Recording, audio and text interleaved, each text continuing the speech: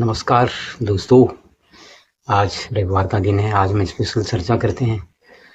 आज देख रहा हूँ मैं आजकल पिछले 1-2 हफ्तों से ये मधेपुरा बिहार में एक माई जो है बड़े चलन में आ रही हैं कि वहाँ पर वो भी जैसे जो बागेश्वर धाम के आचार्य धीरेन्द्र शास्त्री हैं, पर्ची देखकर लोगों का दुख कष्ट देख लेते हैं, वो भी देख रही हैं। आप पहले ये वीडियो का अवलोकन कीजिए, फिर हम बात करते हैं। नहीं मिलता जल बॉल उठ पाले खड़ा हो देखो हां जल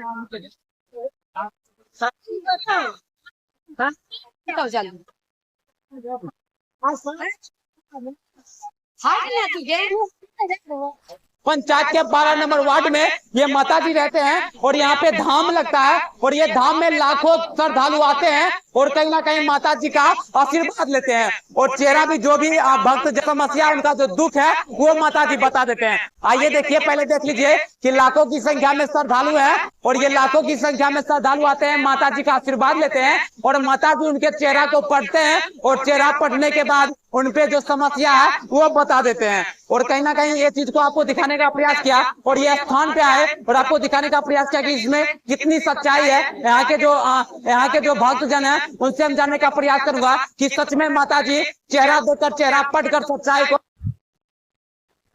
यहाँ आपने देखा होगा बहुत से लोगों की यहाँ पर लाइन लगी पड़ी है। बड़ी दूर दूर के शहरों से, गांवों से लोग यहाँ पर आ रहे हैं और कई लोग कह रहे हैं कि इनके उपायों से, इनके चमत्कार से उनको फायदा भी पहुंच रहा है। बहुत लोगों का दावा है कि वो सब सही बता दे रही हैं। तो इससे देख के लगता क्या है, हम लोगों ने विज्ञान में बहुत तरक्की कर ली है, हम लोग अंतरिक्ष तक पहुंच गए हैं, हमने चंद्रयान अपना उस एरिया में पहुंचाया जहां तक दुनिया की कोई ताकत नहीं पहुंचाई। लेकिन ये लोग कौन हैं जो अभी भी इतने मानसिक रूप से इतने कमजोर हैं कि उनको इन धामों में, इन पीर फकीरों के पास, बाबाओं के पास जाना पड़ रहा है। ये क्या अच्छी बात है? इनसे हो सकता है इनको मानसिक सुकून जरूर मिल रहा होगा, ये आप कह सकते हो, लेकिन क्या ये जितनी चीजें हो रही हैं क्या ये बड़ी सही है? क्या हम कभी बैठ के ये सोचते नहीं है, अगर ये सब चलता रहेगा, जो ऐसे अभी के अभिभावक हैं उनके बच्चों के अंदर यही मनोदशा होगी, फिर तो हम अपनी संतति के लिए यही मैसेज छोड़ के जा रहे हैं। तो क्यों नहीं हम मानसिक चेतना के लिए काम करते हैं? हमारे वहां पर इतने विशद ग्रंथ रचे गए हैं जहां पर मुक्ति की बात की गई है, जहां पर आत्मा की इतनी ज्यादा बात की गई है कि दुनिया में कहीं भी शायद आत्मा की उतनी बात नहीं की गई जितनी भारतवर्ष में की गई है। एक से एक संत महात्मा यहाँ हुए, जितनी ज्यादा बात यहाँ पर मुक्ति की गई है शायद ये दुनिया में कहीं और की गई है। जहां पर मुक्ति की बात हो रही है, जहां पर ये कहा जा रहा है कि देह को दृष्टा बनकर देखें, जहां पर देह को नकार दिया जा रहा है, जहां पर कहा जा रहा है कि देह तो सिर्फ ये तो एक, गीता में भी आपने देखा, वहां भी लिखा है कि ये तो देह है जो, ये तो मिटने वाली चीज है, लेकिन जो आत्मा है वो सर हमेशा चलती रही, कभी क्षण नहीं, कभी नष्ट उसका नहीं हो। आत्मा के लिए ऐसी क्षण की, लेकिन ऐसे ही देश में यहाँ पर ये भीड़ भटकी है, जुटती लोग बाग जुटते हैं, अगर इनके बारे में कोई टीका टिप्पणी करो तो फिर यही लोग मारने भी आते हैं ऐसे लोगों को। जैसे धीरेन्द्र शास्त्री, मैंने पहले भी कहा, वो उनके पास भी बहुत लोग जाते हैं, लेकिन कुछ काम वो अच्छे करते हैं। जैसे कहीं पर वो लोगों के अंदर चेतना लाने के लिए कुछ प्रवचन देते हैं, बहुत अच्छी बात करते हैं, जागते हैं कि भाई अपने अधिकारों को लड़ो। कश्मीर से वहाँ सारे ब्राह्मण भगा दिए गए, मार दिए गए, बहुत जगह जगह की बातों का वो चर्चा करते हैं, चेतना जगाने का ये काम अच्छा करते हैं। हालांकि वहाँ की वो पर्ची बांटने उसकी घटना से वो भी कोई अच्छी चीज नहीं है, क्योंकि वहां पर जितने लोग जा रहे हैं कुंठित लोग जा रहे हैं। लेकिन वो निश्चित तौर पर जैसे वो कन्यादान कराते हैं, बहुत से लोगों की शादियां कराते हैं, और सुनने में आए बहुत बड़ा अस्पताल भी अपने एरिया के आसपास बना रहे हैं ताकि लोगों को दूर न भटकना करे अस्पताल जाने के लिए। अब लेकिन जो माई है यहाँ पर, जो लोग हैं, कई लोग हो सकता है कुछ शारीरिक व्याधियों की वजह से परेशान होंगे, लेकिन उनके पास पैसे कम है, अस्पतालों का खर्चा नहीं उठा सकते हैं, तो ऐसे वो बाबाओं के धाम में, मठों में या फकीरों के पास ये कोई धर्म ऐसा नहीं है जहां पर ऐसे लोग आपको दिखाई नहीं है। पंजाब में पूरा का पूरा धर्मांतरण इसी वशीकरण के आधार पर किया जा रहा है। जो आदिवासी क्षेत्र है वहां पर आदिवासियों को इसीलिए मोहित किया जा रहा है, उनको वशीकरण करके या कहीं पर पैसा बांट के ये सब काम किया जा रहा है। तो हम लोग मानसिक रूप से कितने कमजोर हैं, क्यों नहीं सरकार ध्यान देती, क्यों नहीं ऐसे जो ग्रंथ हैं जहां पर लिखा गया है आत्मा क्या है, मुक्ति क्या है, देह क्या है, देह का काम क्या है, अहं को समझो, अहंकार की बात की गई है, मोह माया मुक्ति की बात की गई है। उस देश में यह सब हो जाना है। और ये तो खैर अलग बात है, ऐसे लोगों को अनुमति दी या दी जाए या नहीं दी जाए, क्योंकि हमारे पास मनोचिकित्सक भी इतने नहीं हैं और उनकी फीस भी इतनी ज़्यादा है कि हर आदमी मनोचिकित्सक के पास नहीं जाता है। लेकिन ये जितनी भी है तो ये मानसिक बीमारी। अब ये लोग एक दुख की बात है, उसमें क्या कह देते हैं, तुम्हारे इसमें भूत लगा है, प्रेत लगा है, छल लगा है, किसी तुम्हारे परिवार में किसी का ये बिगड़ा वो बिगड़ा, तब से तुम्हारा ये बिगड़ा, ये कराओ वो कराओ। ये लोग थोड़ी टोटा टोटकम की बात ये करते हैं। मानसिक उपचार थोड़ा सही कर देते हैं, वो लोग ठीक भी हो जाते हैं। उनको लगता है हम ऐसा करेंगे तो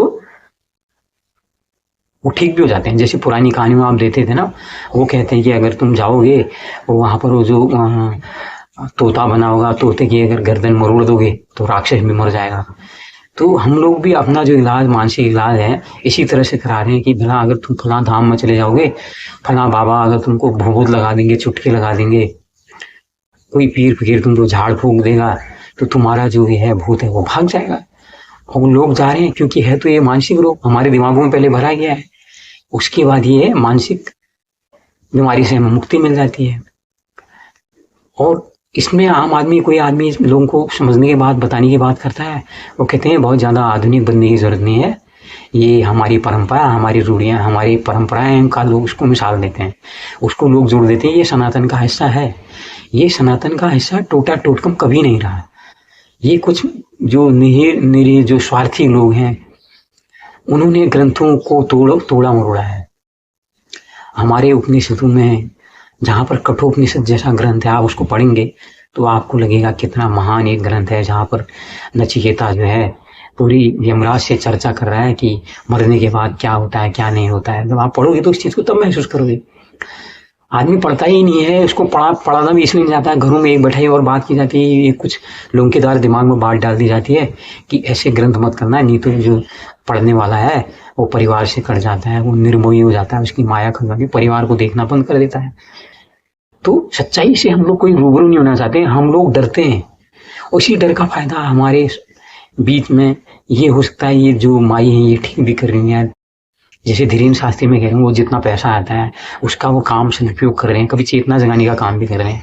अगर ऐसा ही करें तो ठीक है, लेकिन बीच में एक बाबा भी पकड़े गए मथुरा के पास, देखो 116 लोगों की भगदड़ मचने से मौत हो गई। हाँ, उसके बाद भी लोग जो है उनको मानने को तैयार है। वहाँ पता लगता है इरादतन कैसी कैसी जो लड़कियां हैं उनको वहाँ पर आश्रम में अनुयायी बनाया जाता था। तरह तरह की चर्चाएं उसके बाद आती हैं। तो ऐसे लोगों के आड़ में बहुत से लोग फिर हमारे अपने लोगों का शोषण करते हैं, और क्योंकि वो इनके प्रति इतने अनुरक्त हो जाते हैं, इनकी बड़ी इतनी टीम होती है कि वो शोषण की घटना बाहर नहीं आती है। कल को माई भी इतनी शक्तिशाली बन जाए, इनके चेले चपाटे हो जाएं। खैर ये करेंगे या नहीं करेंगे इस बारे में अभी बहुत जल्दी है इसमें कहना, अभी तो एक आध हफ्ते से ये वीडियो वायरल हो रहे हैं इनके। लेकिन क्या रुख रहेगा क्या नहीं, क्या इस तरह से ये झाड़ फूक करके लोगों को तृप्त कर देना, ये कितना सार्थक है, ये थोड़ा समस्या पर ही हमें देखना पड़ेगा। इसका कोई स्थायी हल ढूंढना पड़ेगा कि ये हमारे जो मन है, हमारे बच्चे भी जो पैदा हो रहे हैं, जो पीढ़ियाँ आ रही हैं, वो इतनी ज़्यादा कमज़ोर क्यों है, उतनी ज़्यादा डिप्रेस क्यों आ जा रहे हैं, क्या कारण है, क्या जो हमने भाव हैं, क्या उनके लक्ष्य हमने निर्धारित कर दिए ऐसे जिसके कारण से वो भटकाव के रास्तों में चले जा रहे हैं, या ऐसे लोगों के पास चले जा रहे हैं जिनको ग्रंथों की, उपनिषदों की कोई ग्रंथ जानकारी तो है नहीं, वो कुछ शब्द बोलना जानते हैं, उनके पीछे भीड़ जुड़ जा रही है। तो उसका कारण यही है, अगर जो साधक है, जो सीखने जा रहा है, जो विद्यार्थी है, अगर उसने अपना सही गुरु नहीं चुना तो उसकी शिक्षा भी वैसी अधूरी रह जाएगी। फिर उसको नकल मार के अपना जीवन का पास करना पड़ेगा। यही नकलची वाला जीवन हम लोग जी रहे हैं। तो इस चीज से थोड़ा हमें उठना होगा। तो देखते हैं आगे, बाकी इन जो माई हैं इनकी आगे क्या खबर सुनने में आती है। तो आप लोग क्या सोचते हैं इस बारे में, क्या आपके विचार हैं, बताइए। नमस्कार, धन्यवाद।